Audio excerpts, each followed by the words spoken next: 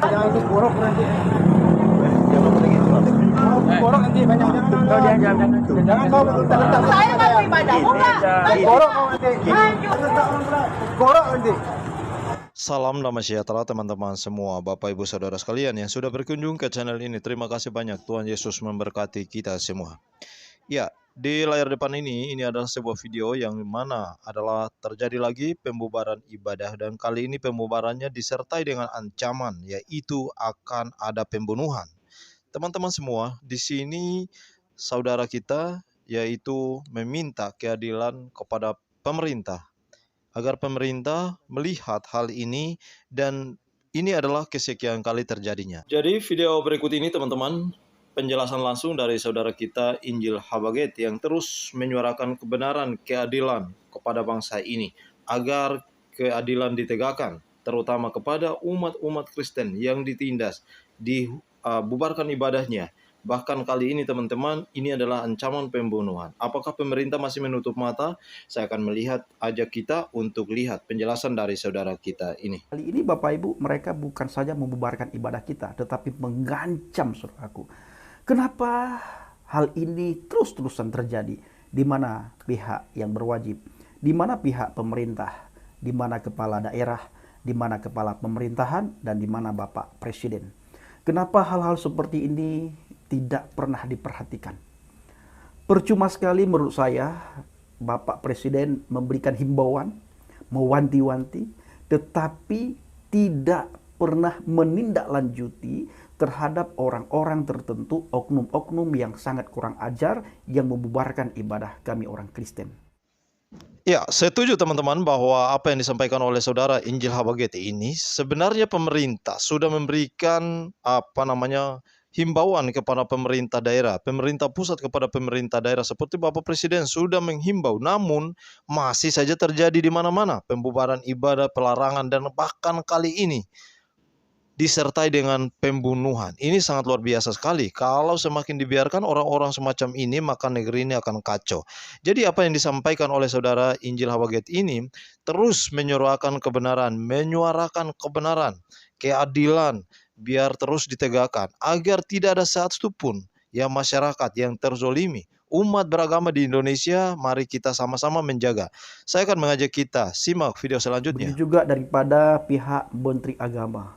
Pihak Menteri Agama dan Bapak Presiden hanya bisa bersuara, tidak pernah turun ke lapangan menindaklanjuti orang-orang yang sudah dan yang sering sekali membubarkan ibadah orang Kristen. Hanya bisa bersuara Bapak Ibu di media sosial. Tetapi orang-orang yang membubarkan ibadah, yang mengancam kita orang Kristen, tidak pernah ditindaklanjutin. Bila kejadian kebalikan daripada itu, saudaraku, dalam waktu 24 jam kita sudah ditangkoi. Bahkan sebelum ditangkoi kita diarak, dipermalukan, digebukin, dirusak, baru dijebloskan dalam kerengkeng. Saya teringat sekali seorang ibu di daerah Medan, daerah Sumatera. Ibu tersebut datang ke sebuah tempat ibadah saudara kita umat Islam, memohon dengan belas kasihan, meminta dengan penuh belas kasihan supaya suara mik itu dikecilin. Apa yang terjadi saudaraku? Dianggap penistaan agama. Sebelum dijebloskan dalam penjara, dalam kerengkeng oleh orang-orang tersebut, itu rumah ibadah, bahkan ada beberapa tempat dirusak oleh mereka saudaraku. Baru setelah itu ibu tersebut dijebloskan dalam penjara, dalam kerengkeng. Rumah ibadahnya dirusak. Ibu tersebut diteriakin dengan lantang, bahkan mereka menyebut nama Tuhan dan selawatan. Baru setelah itu, ibu tersebut diserahkan ke pihak yang berwajib untuk diadili, dan yang lucunya, ibu tersebut dimasukkan dalam penjara. Berapa tahun kena saudaraku? Berapa lama kena? Setahun lebih kena saudara. Sangat disayangkan. Inilah keadilan di bangsa dan negara kita.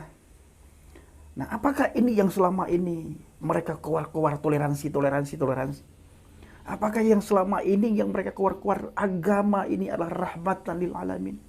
Kita harus hidup berdampingan dengan semua agama. Tapi kenapa bisa terjadi terus-terusan seperti ini?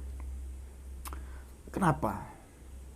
Siapa yang mengajari mereka sehingga mereka punya sikap dan ambisi ketika melihat gereja timbul kebencian yang luar biasa. Ketika datang melihat orang yang beribadah itu timbul amarah yang luar biasa, sehingga haruslah mereka datang ke ibadah tersebut untuk membubarkan bahkan mengancam orang yang lagi beribadah. Apa yang merasuki mereka? Roh apa yang merasuki mereka? Apakah roh padang gurun? Kita tidak tahu. Roh Tuhan? Tidak. Bila ada Tuhan yang memerintahkan kalian atau yang memerintahkan kita untuk kita berbuat tidak adil di muka bumi ini, untuk kita mengganggu ibadah orang lain di muka bumi ini, tinggalkan Tuhan macam itu. Ya, tinggalkan Tuhan macam itu. Cari Tuhan lain.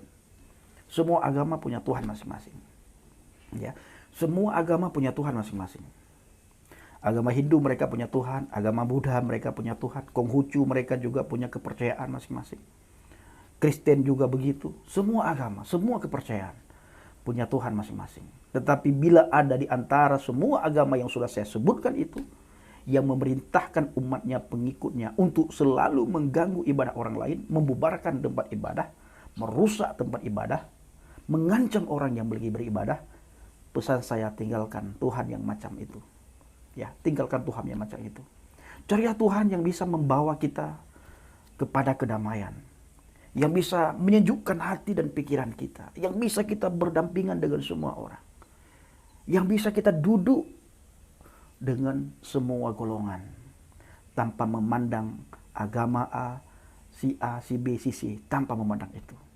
Kalau kita kembali ke Alkitab, saudaraku, ini persis kejadian pada masa-masa Rasul, pada masa Yesus. Kejadian apa? Ada perbedaan antara orang Yahudi dan orang non-Yahudi. Ahli Taurat kita lihat, tertulis dalam Alkitab, mereka tidak mau berteman dengan orang di luar golongan mereka. Tidak mau mereka berteman dengan orang di luar golongan mereka. Bahkan makan satu meja pun dengan orang di luar Yahudi, mereka tidak mau. Itu zaman dulu. Ya, tidak mau, saudaraku. Bahkan selalu yang mereka lakukan dan mereka praktekkan apa? Mengenai tradisi-tradisi yang sudah turun-temurun. Ini yang mereka praktekkan, ini yang mereka lakukan. Makan minum semeja dengan orang di luar Yahudi, mereka tidak mau. Bahkan mereka anggap najis. Bahkan mereka tidak mau memberi salam. Ini orang Yahudi. Nah, bahkan sebagian orang Yahudi sampai hari ini masih menerapkan hal seperti itu. Maka sangat salah ketika ada orang seberang mengatakan bahwa kiblat kita itu ke Yahudi. Kiblat orang Kristen itu bukan kepada orang Yahudi. Kiblat orang Kristen kepada Alkitab. Ya, kiblat kami orang Kristen itu kepada Alkitab. Bukan kepada Yahudi, bukan kepada rabi-rabi Yahudi. Banyak saudaraku, kita melihat teman-teman kita dari seberang di kolom komentar. Tuh lihat tuh Rabi A, Rabi B, Rabi C. Mereka bangga dengan rabi-rabi Yahudi. Saya pribadi tidak bangga dengan mereka semuanya. Apalagi mereka bertentangan dengan firman Tuhan. Apa yang kita ikut? Apabila ada rabi yang bertentangan dengan firman Tuhan, tidak perlu kita ikut siapapun dia, malaikat sekalipun, kalau tidak sesuai dengan firman Tuhan, tinggalkan.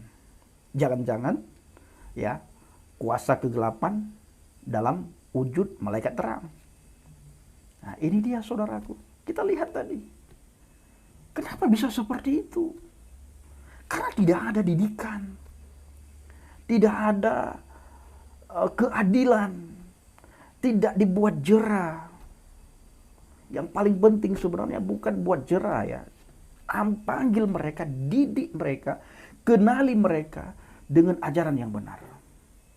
Bagaimana supaya mereka bisa membawa rahmat bagi semua orang, tanpa memandang agama, tanpa memandang suku, tanpa memandang ras.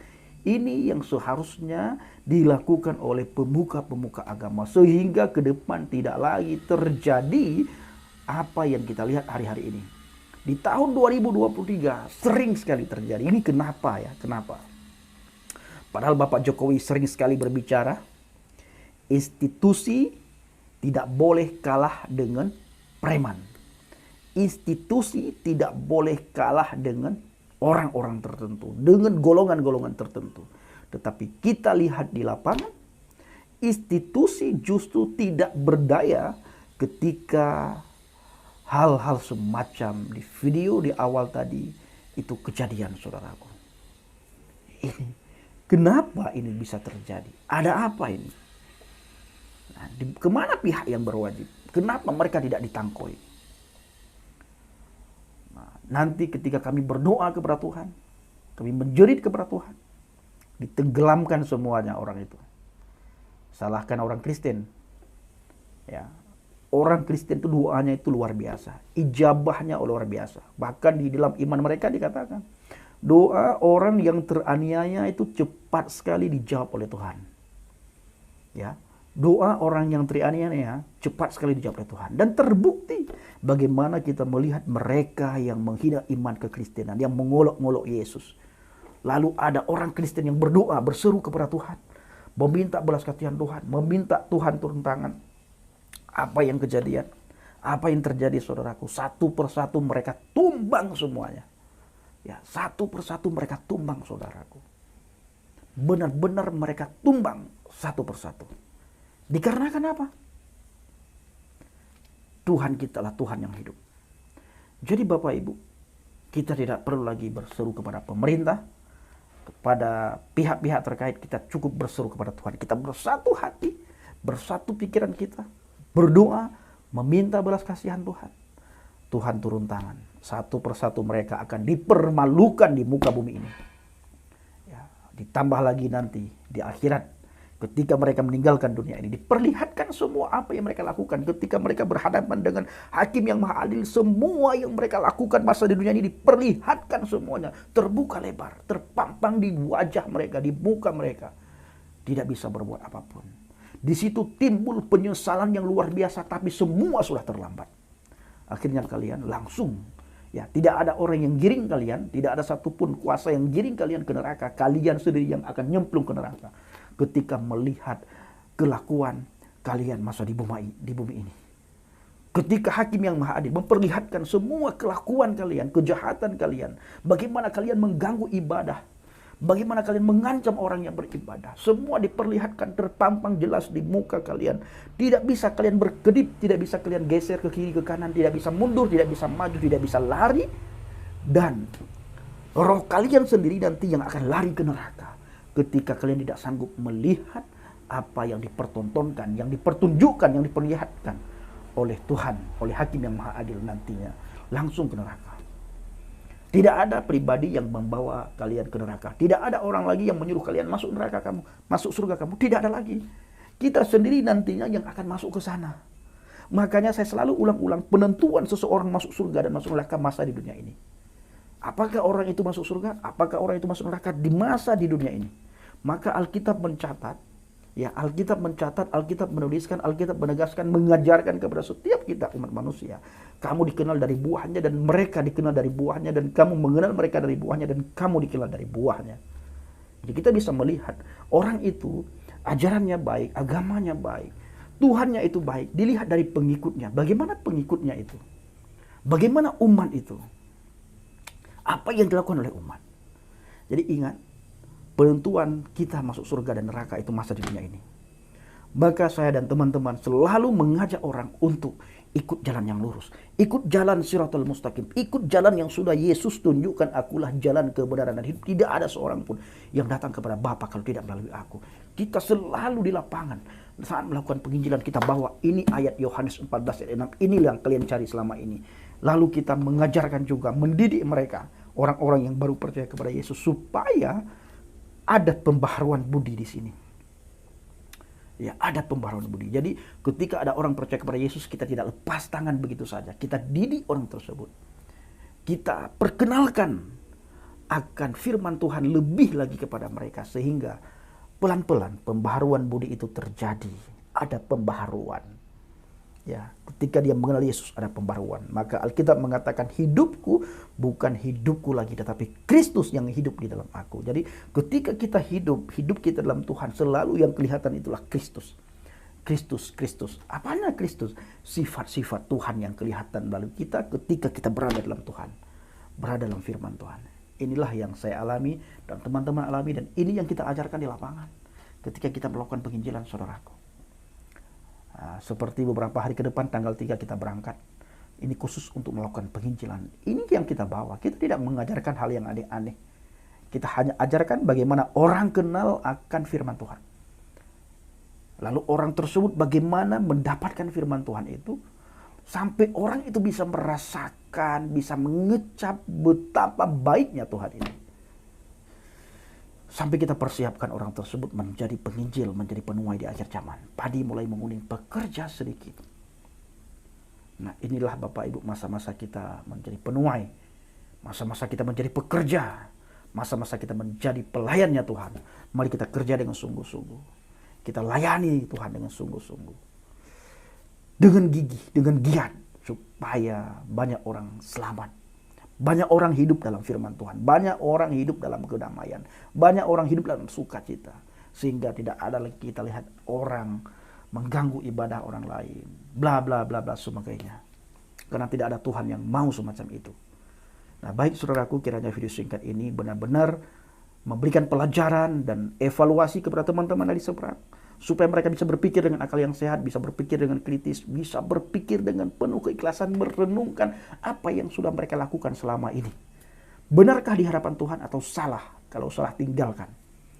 Ya, kalau benar, ya lanjutkan. Siapa tahu itu memang ada yang menyuruh kalian, ya lanjutkan. Kita juga kami tidak bisa berbuat apapun. Kalau memang itu ajaran kalian, itu perintah, ya, perintah agama, perintah syariat, ya kalian lakukan. Karena itu bukan tanggung jawab kami. Dan itu bukan iman kami. Nah, cuma pertanyaannya, lakum dinukum waliyadin itu di mana? Selama ini yang selalu dipertontonkan, lakum dinukum waliyadin itu di mana? Itu bagaimana? Baik saudaraku, kiranya video singkat ini benar-benar memberikan pelajaran, evaluasi kepada teman-teman, bisa merenungkan mereka. Dan di akhir video saya selalu katakan, mari berdiri teguh di atas pondasi iman yang benar. Ya, berdiri teguh di atas pondasi iman yang benar. Assalamualaikum warahmatullahi wabarakatuh. Salam Aki, aku kabarkan Injil keselamatan. Bapak Yahweh Bishim Adonai Yesus Hamasiah Ruach Kodes memberkati kita semua. Haleluya, amin. Salam murtadin. Saya mengucapkan terima kasih banyak kepada Bapak Ibu yang selalu mendukung pelayanan Habaget, baik melalui doa, dana motivasi maupun support saudara semuanya. Terus dalam doa dan bawa pelayanan Habaget dalam doa syafaat Bapak Ibu semua. Terima kasih.